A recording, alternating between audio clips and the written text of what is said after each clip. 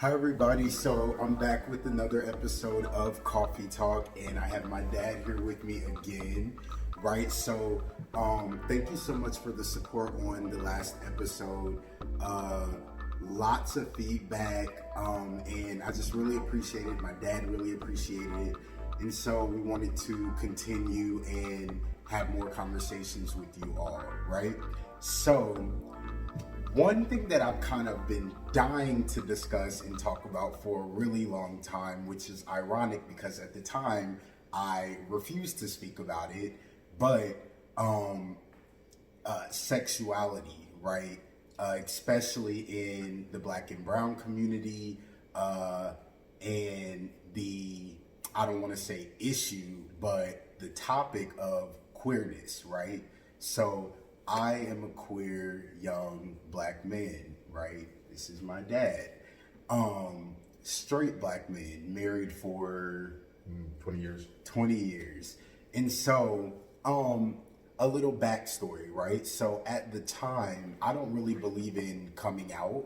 I still don't. I think that you should just live your life. And that's the life that you're living, and whoever sees it, and if you don't, you don't.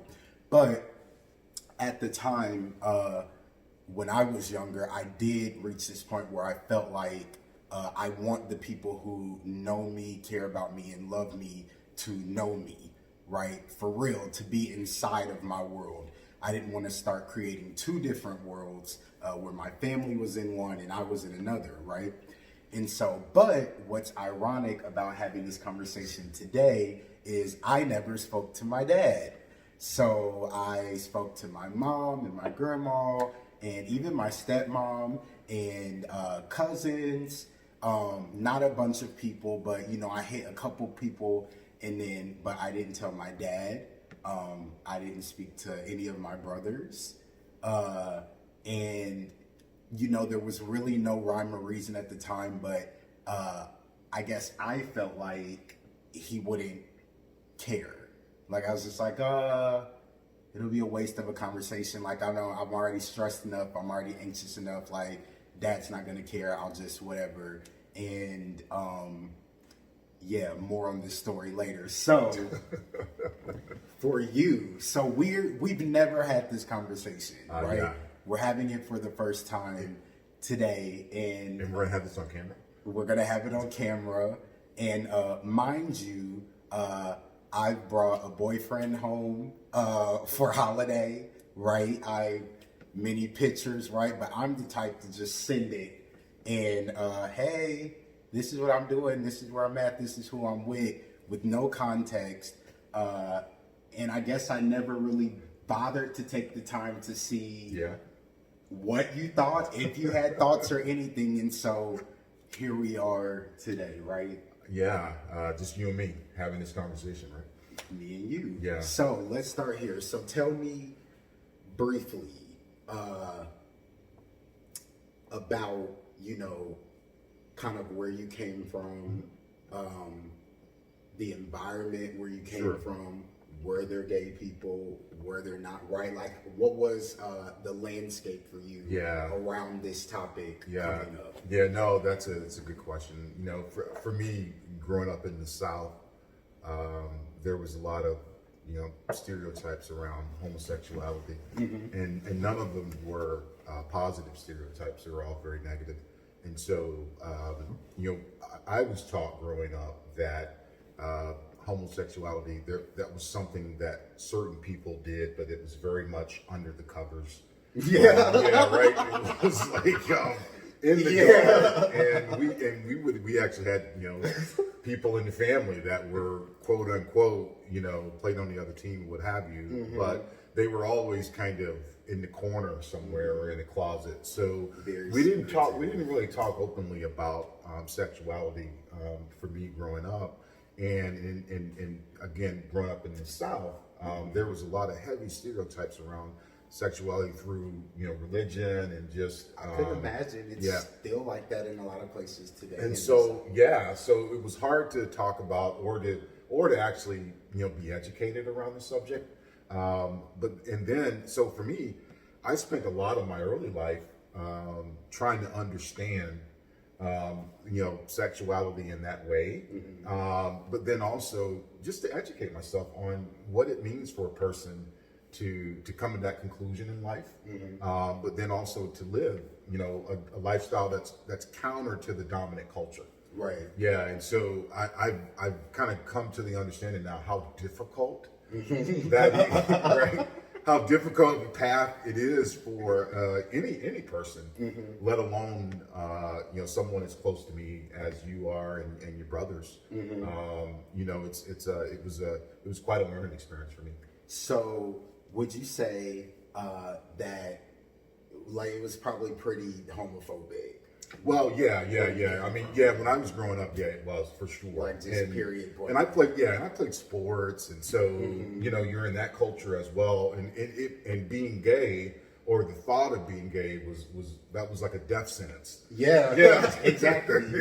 And so I think about now, looking back in retrospect, kids that I grew up with, and you kind of knew. It's like you knew, but you didn't really say anything. But then I think back now about how tough it was for those kids, and how unfair in a lot of ways we were to people that chose to live an alternative lifestyle. It was, we were very mean and cruel, just because that's that was the culture that we grew up in. Yeah. So what would you say that you started shifting your perspective before or after your children? Good question. I think my perspective started shifting after. When I say after, obviously after I had kids, but not after you guys officially. When I say you guys, you and your older brother. Not after you guys officially came out. Before that, I think my position and my thoughts around homosexuality or being gay, and specifically for Black and brown kids, had changed dramatically, because I had a very narrow-minded view about being gay and Black sexuality in that regard, and because of my upbringing, that my narrow point of view didn't allow me room to understand better. That changed though over time. I think for me, when I made some life changes in life, and when I made those changes, my perspective started to open up. New information comes in. You're like growing up on your own. Yeah, exactly. And coming out of the environment that you grew up in. Exactly. And you start to think for yourself a little bit, you say, because, we all kind of get programmed in a way based on where we grew up, how we grew up, and the people and the surroundings around us. So we kind of take on a lot of that thought, right? And it's only until we come into our own understanding, our own personhood, that we start to develop thoughts, unique thoughts of our own. Right. And independent of what Exactly. And so now I see the issue as, people can make a choice about their lives, or they can come into the world in a way that they are, say, more not conditioned, but they're built in a way that their life takes on a certain personality, or life of its own. And what I mean by that is that I used to think that being gay was a choice. Like, well, I'm going to choose to be gay today. I'm going to choose not to be gay tomorrow. And I'm going to choose to be, because it's under the cover. Yes. And so what I'm learning, or what I've learned over the years, is that I don't know that it's a choice. I don't know that a 6, 7, 8-year-old kid, 9-year-old kid has the capacity at that time to make that kind of decision. Exactly. But if you see their behaviors from the time they were very, very little, and they're just growing up, and specific to you, and I can remember Mom and I, having conversations very early on. I'm sure. Yes, very early on, saying, but you know what? We weren't going to force our opinions on you. We were just going to watch it develop. And it was like, okay, this is what we got. Yes, we kind of knew it. Because I always, I've had a lot of conversations with friends about this who maybe are not able to be as open with their parents or not, but I've always felt like, and I don't have any kids, okay, so, you know, disclaimer, it's like I don't like to tell people what to do with their children, but when I think about the idea of being a parent and the kind of parent I want to be, I've always felt like it's your job to kind of identify who your child is as an individual and then help them to be the best version of that. Yeah. And I think that a lot of parents have children, and before they even have them, they have an idea of who they want that child to be. Sure. And so any sign, you know, or even, you know, surprise children, and then you get the baby and you're like, all right, well, this is what I'm gonna do, you know, football, or, you know, she's gonna be in theater, whatever. And it's like people have these ideas of who they want this child to be. So when things begin to show up that are counter to that idea, everything goes out of whack and they don't know how to handle it. Yeah. But it's like, I feel like it's your job as a parent to get educated on how you can be there for that child, as opposed to bending and breaking them and molding them to fit your box, your capacities. No, you know what I mean? That's a good point. That's a good point. And you see that happen a lot, where, you know, a lot of parents, they want to live vicariously through their kids. So it's like all the things I didn't get to do when I was, you know, your age. You gotta go do it. You're gonna go do them. And I saw this. I remember this phenomenon really becoming apparent to me when I was coaching your younger brother's travel basketball team, coaching his basketball team. And really strong there. So So I remember that phenomenon really just kind of coming to the forefront for me then, because it was like, you know, you have all these parents, you know, their kids are going to be the next Michael Jordan, and it's because they wanted to be the next Michael Jordan that they're forcing that on their kids. And the poor baby don't even care. Exactly. So getting back to the issue at hand is that I could see how parents would want to, you know, force their lifestyle upon their kids, but I've always taken the thought that, you know, people are individuals. Right. And that, you know, you have to come to a decision point to live your own life. And, you know, through experience, Mom and I, when I say mom, you know, your stepmom, right? Bob and I, we don't force our opinions upon you guys. No. Now, you know, we give you information, or we give you what our perspective or our opinions are about the matter, but we also allow you space to make up your own minds. Because at the end of the day, my responsibility or how I view my responsibility as a parent is to help my boys or any other kids that I might have an influence around, you know, is to become self-sufficient in life. And that means self-sufficient in your thinking, self-sufficient in terms of, you know, just your quality of living, your standard of life, is knowing exactly who you are. Exactly. And that means giving you space to sort out your own decisions, you know, maybe helping you to think through it, but not giving you the thoughts to think. Exactly. And that's the thing. Like, I don't know. I hate when I see that, like, people telling a child, like even young children, telling them what they're supposed to think. Yeah. And I'm like, you know, ask them maybe how they feel, or how they have thoughts too. Exactly. And it's your job to help them bring that out. Yes. You know, what's already there. It's not your job to plant something inside of them. You know, it's funny. I think of a funny story here.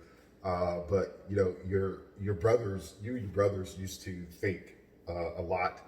I used to get this a lot. And you go, well, you know, Dad, he asks all these questions, you know, Too many. Okay. like all these questions all the time. You know, he's always asking questions.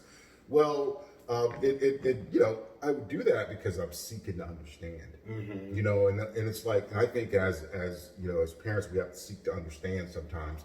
That doesn't mean everything goes right, and you know, you get it right all the time. It's a relationship. I mean, that's the thing. I think more. Again, I want to tell parents how to be parents, but even as children, I know I went through a point where I had to pull you guys off of a pedestal. Like, I thought you were a superhero. I thought you couldn't get anything wrong except the one thing, and I won't mention it. Yeah, don't mention it. I won't mention it, but You know, my dad can do everything. You know what I mean? Is how I thought. And so I had to pull you off that pedestal and realize at some point, oh, this is a give and take. Like, Yeah. he's still learning things about me and the world. Absolutely. I'm still learning things about you and the world. And we have to be able to meet and do that. Yeah. And I think a lot of times, parents feel like I don't have to understand you. Mm-hmm. You know, Yeah. I pay for your life. I gave you life.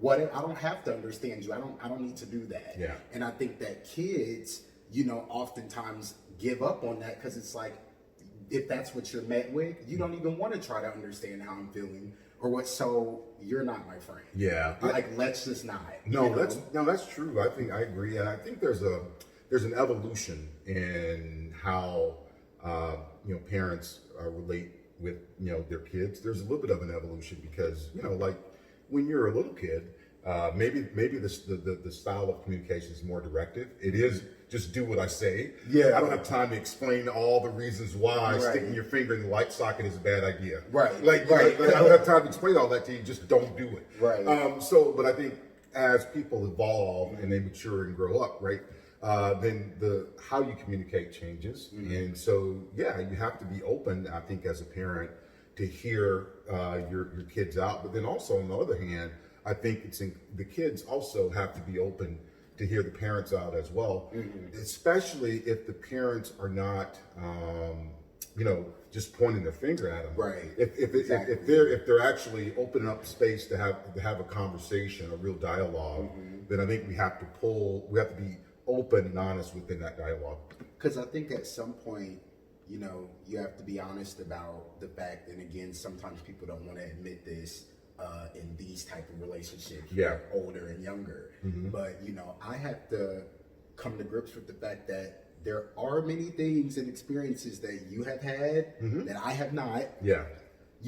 But then it's a humbling thing. But parents always, also have to reach this point where you realize there's a lot of things that I've gone through, or have gone through because I do have a different lifestyle and whatever that you just have no idea about. Yeah. So it's like, but I'm willing to share my life and tell you how these things go and roll and what's going on these days. Sure. If you're open to open to hearing it. Yeah. No, and I think you know this, but I appreciate the open dialogue. When you guys come to me, I think you know that, and I chatting. Yeah, absolutely. And even though relative to you being gay and living that lifestyle, like I said, I knew all along. It was like you kind of know things too, right? So you kind of know things, but it's a matter of when is he going to come to that understanding for himself? Because you have to come to your own understanding, not something I can tell you or anyone else. You have to come to that understanding, which is gold. I really appreciate that.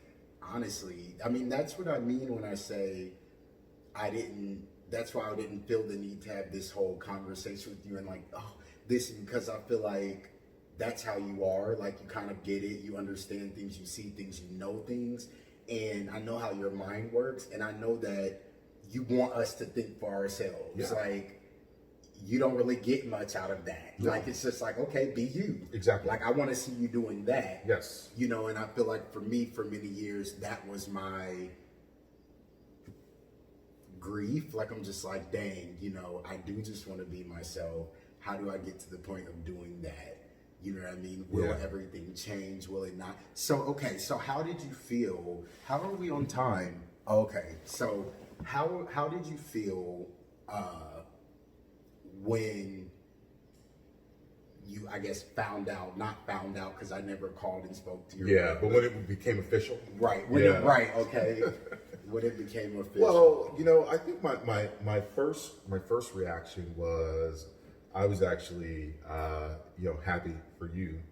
So because that meant to me, all right, finally Nikki has come to a place where he understands better who he is, and he's aligning himself with that and living that, living his life out according to who he is. Yeah, according to who he is, his composition as an individual. We all have an individual composition that makes up ourselves, and we have to live according to that composition. And some people, may not respect that because it doesn't look or feel like theirs. Right. But I wanted to be, but I was actually happy, So that was my first reaction, and I was happy for you. It's like, wow, okay, he's finally kind of become resolute within himself. Like, you know what I mean? Because I can only imagine the push and pull that goes on inside. It sucks. Yeah. I feel like, honestly, thanks. I really appreciate that. I've never heard that before, so I really didn't know. And like I always tell you this when we talk, but there's really, I don't think anything you could say to me that would ever shock me or throw me back with it, just because we do have a give and take, so I know we could always work through. Yeah. But you never really know. Yeah. Like, you don't know how people think. And, you kind of have to come to this point of like, I don't care. Yeah. Like that is where the resolute comes. Like, you get to the point where it doesn't matter what's on the other side. I have to be happy for myself. But, you do wonder. Like, I'm like, I know that my parents love me and they want the best for me and okay, but like, are they secretly sad? Like, I know they give me hugs, but, those things go through your head. Yeah. But, it's really good to hear that. Yeah, I mean, here's what I will say is that for me as a dad, there was absolutely, positively no disappointment that I experienced in whatsoever. None. Jeez. And even though, look, we don't always get it right. No. I haven't always gotten it right as a parent, as a dad. I get it. And I know that, I got wood to chop, right? Just like everybody else. But the reality is, as it relates to you and your brother, your older brother, there was never a time where I wanted you guys to experience in any way any disappointment from me because of the lifestyle that you guys are living. Being gay, and I know how hard it is already. Black and brown kids, young men growing up. You have a lot of hurdles that are put out there in front of you, and then when you mix in, being gay in addition to the other hurdles that you have, you can find yourself in a very difficult position. The last thing I want to do as a dad is to put more hurdles in front of you and your brother relative to that matter. And so that was the thing, for me, is that no disappointment at all. I couldn't be more proud of you guys. Dang, Dad, I really appreciate that. This is crazy. I really do. That's so special. I don't know. I'm overwhelmed. I really appreciate it because, like, you really never know. Yeah. You know what I mean? And we have a great relationship, so I never felt like you weren't any of those things, proud and love me and all of that, but you just wonder, was it a struggle? Was it hard? Did he cry? All of these things. And like I said, you have to bury that. Yeah. You can't even think about it. You have to get to a point where you're more important than all of that. Yeah. Like, to be honest, I had to reach a point where I'm like, I don't care if he would care. Got it. You know what I mean? Yeah, You have to be bigger than all of that, but you do wonder. So it's like extremely beautiful to hear that. And, I'll say, for me, on the other side of it, I think that that's when our relationship really began to blossom in a really, really beautiful way, because, when you're not living truthfully as yourself, regardless of if it's intentional or not, and, I'm not going to get into all the semantics of that, but you know what I mean? A lot of times you don't really know what's going on. No, you don't know that you're living outside of your truth, outside of your body, or that, you're just trying to make it in life. And so I think for me, once I was able to shatter all of that, bring down those walls, and come to the resolution that I am more important than any of the rest of these factors. I'm more important than what anybody else thinks about me. Yeah. And begin to really live as myself and show up as myself. It's like that wall is shattered, and now we can really talk. Yeah. Now we can really be real. We absolutely. can really, I can share my life and vice versa. Yeah, no, it's more of an adult conversation, right? I like to call it. I've kind of always treated you guys as if you were adults, and I've always talked to you guys as if you're adults, because I think that's important. Whereas most parents maybe talk to their kids as if they're kids, even when they're 28. I've taken a different approach to try, and that hasn't always gone very well, because sometimes you might have different levels of understanding there, and so or it's like, well, why is Dad calling me? You know what I mean?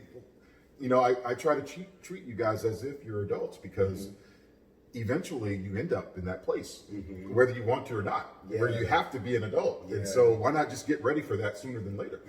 So anyway. I agree. Well, all right. I think we've been on here for quite a while. We can maybe touch this topic again another time. Sure, absolutely. But this was plenty. Yeah.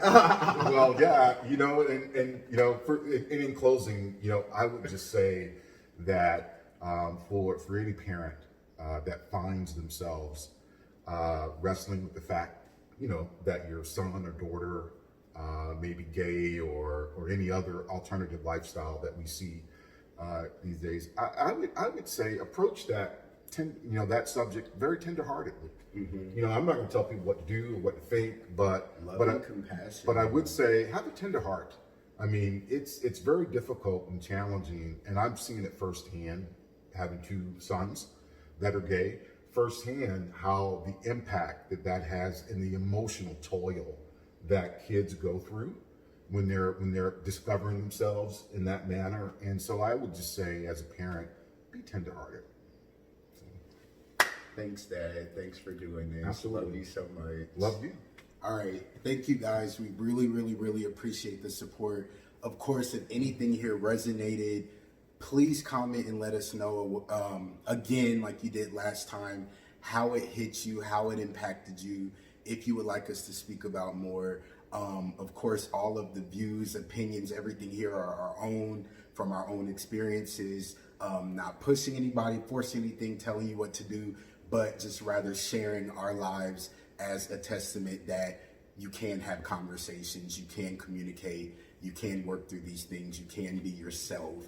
And I just wish that for all of you. And so thank you, and we'll talk to you next time.